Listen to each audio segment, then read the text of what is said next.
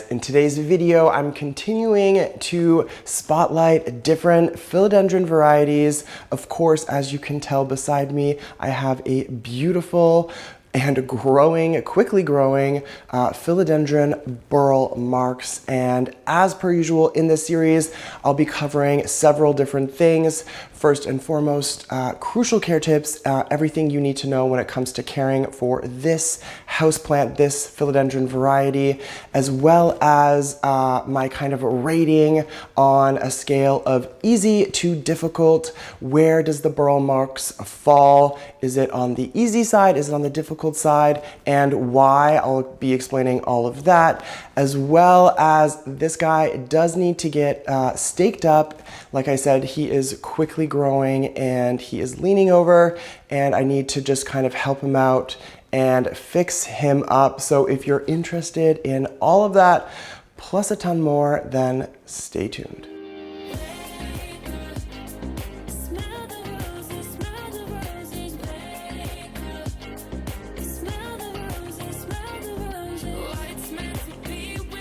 So if you're interested in checking out some of the other philodendron varieties that I've spotlighted in this series, be sure to check out this link above me. I'll be sure to throw up a link to the playlist so you can see all of the different philodendron varieties. Also, find one that works really well for the conditions that you would be able to provide it, and also if it's on the easy or more difficult side. I've also done a ton of content specifically on the Burle Marx that I have right beside me. So if you're interested in any of that, you'll have to check out this link, and I'll be sure to add some of the other links to the description for this video as well. In today's video, I will not be repotting my Burle Marx. I did repot this some time ago. If you are interested in any of that kind of content, what it looks like and how best to pot this houseplant up, be sure to check out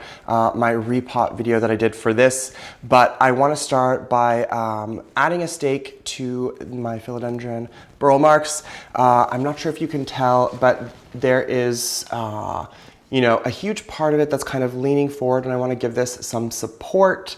This thing is growing pretty crazy. It's getting the light that it needs, the conditions that it needs, and I feel like I've gotten that pretty much just right. So stay tuned for the crucial care tips. But first, I do want to stake this up. I have a 5-foot cedar stake that I'm going to be using because I did already pot this up previously, like months ago. I really do want to be conscientious and thinking about where I put the stake, because obviously I don't want to impale too many of the roots in here, but it really is kind of desperate for this stake and just some support so that it can continue to grow and take over our house, so my husband can be even more upset with me that the plants are taking over. But anyways, that's a whole other topic, and not for today and not really for this video. But yeah, so if you can see here, I have this pretty big cedar stake. And I think the strategy I'm going to go for when adding this stake to this container is just try to remain kind of far away from the root ball and just be kind of slow and careful not to just damage anything crazy and too much of the roots. Once the stake is inserted, I'm going to use some little Velcro stays and basically kind of rehabilitize, if that's a word, what am I trying to say? I'm going to basically be attaching the plant to the stake so that it can just be in a better position and more well-suited to continue this beautiful growth that's going on. So let's see here if I can kind of figure this out. And just, I can kind of see what's going on with the roots, so that's kind of good. And just, oh yeah. All right, so, I must have used some horticultural charcoal at the base because I can definitely hear it kind of grinding into that. So I think that's pretty good. This is pretty stable. So I'm not mad at that. And with that now in, I'm just kind of gonna very carefully move this around. You do want to be careful not to, just kind of be aware of where you're moving things. Some leaves could definitely kind of pop off, which, with a plant this size wouldn't be the end of the world, but definitely don't want to lose too much. So if you give me a second, I'll be right back. I'm going to kind of come around to the front and see how I can attach this best to my cedar stake. Thanks for checking out this video. I'm Tyler. If you like what you're seeing or you find this video to be useful, don't forget to give it a thumbs up, or better yet, you can hit that subscribe button. Now, to really show me some love, click on the bell for alerts and notifications for future content.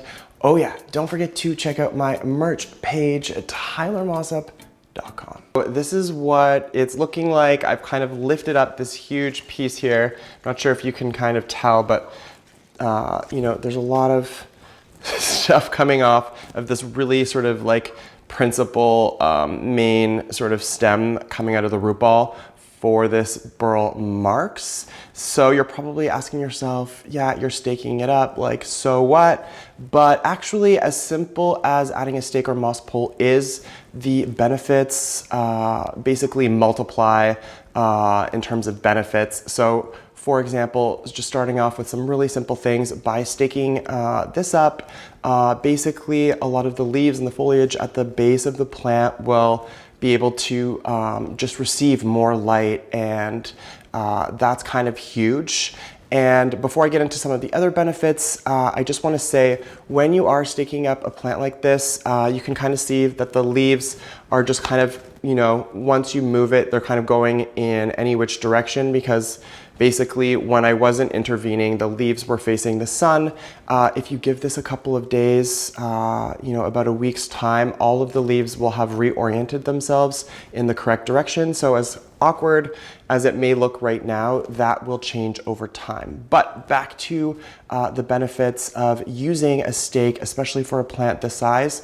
So I talked about just, the distribution of light and light being able to get to all of the different parts of this plant as the first thing.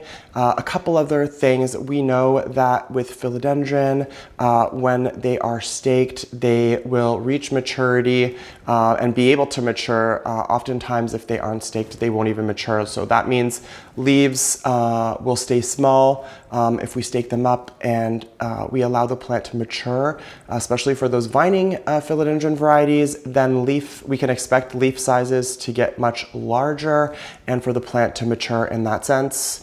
And what else? I think those are a couple of really good points. This plant will just be much happier with it staked. So let me kind of attach this piece that I'm holding up to this stake if I can. I don't think I'm going to get it right close to the stake, but I'm going to try. All right. I'm just going to grab another little piece here. Yeah, definitely let me know in the comments if you have your Burle Marx staked up or not, and what your logic or thinking is on behind that. I did recently receive a comment. Somebody had watched one of my Burle Marx videos, and they were just commenting that they were impressed and just kind of surprised with how full and lush mine was looking. And I think that just speaks to the amount of light and the conditions that this houseplant receives. It's just in a really great spot. So again, I'll be sharing all of that. All right, so I think that's basically kind of all I need to really do right now. There's about 2 feet of space on the stake remaining, so plenty of room. You may just want to go around and just make sure that there aren't any kind of leaves caught on others. With these arrowhead-shaped leaves, it's really easy for things to get kind of intertwined. But I think this is already going to be impactful in terms of just making it better for this plant. As the root ball continues to grow and put out these crazy huge shoots, it's just going to get bigger and better. So let me just take a quick look around, see if I want to adjust anything, and I'll be right back with those crucial care tips. All right, guys, so I'm definitely happy with the 2 places that I've kind of connected the plant to the stake. I just kind of looked around and I'm going to leave it as it is now. So let's jump into some of those crucial care tips, as well as where on the scale of easy to difficult I find the Philodendron Burle Marx just relative to other types of philodendron and houseplants that I have here in my home. But I would definitely just start by saying one of the big differences between this philodendron and others, even just of the ones that I have, is this root ball that I've mentioned a few times.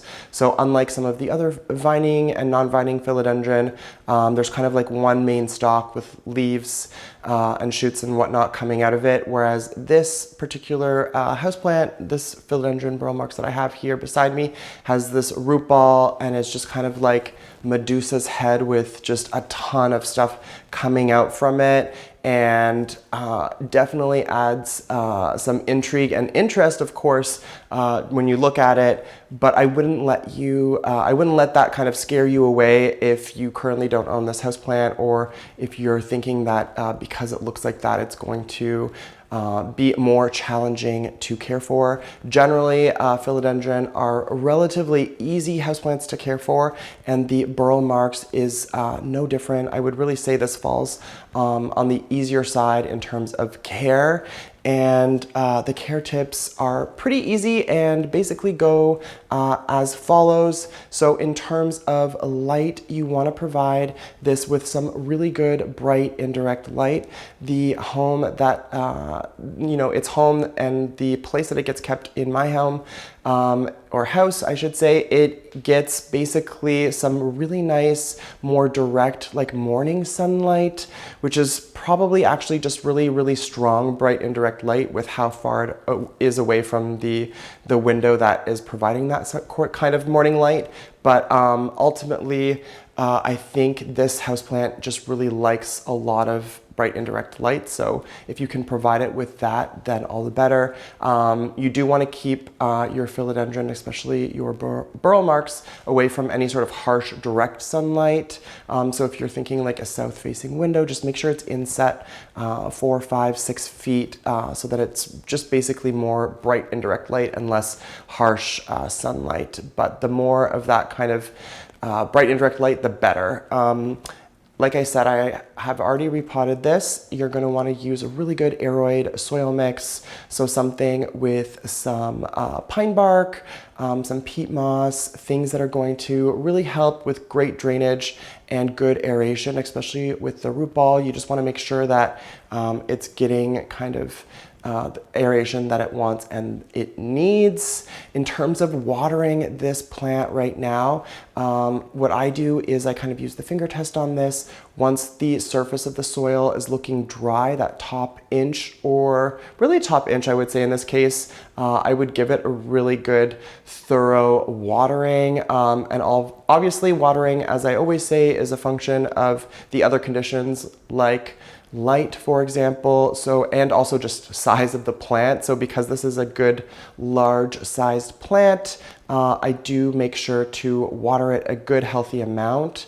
And I'm not sure if you can see, but on some of the leaves, there are a little bit of browning and crispiness. One thing you can do that I usually try to do as well is let my water sit out overnight, or if you're super fancy, you could go ahead and use like distilled water or something like that, and that should usually correct that type of issue or problem, that like browning or drying of the leaves at the very kind of tip of the leaf.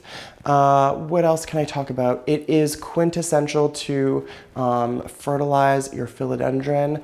I really like to use a water-based or sort of like a liquid, well-balanced liquid, and I usually dilute it to about 50%.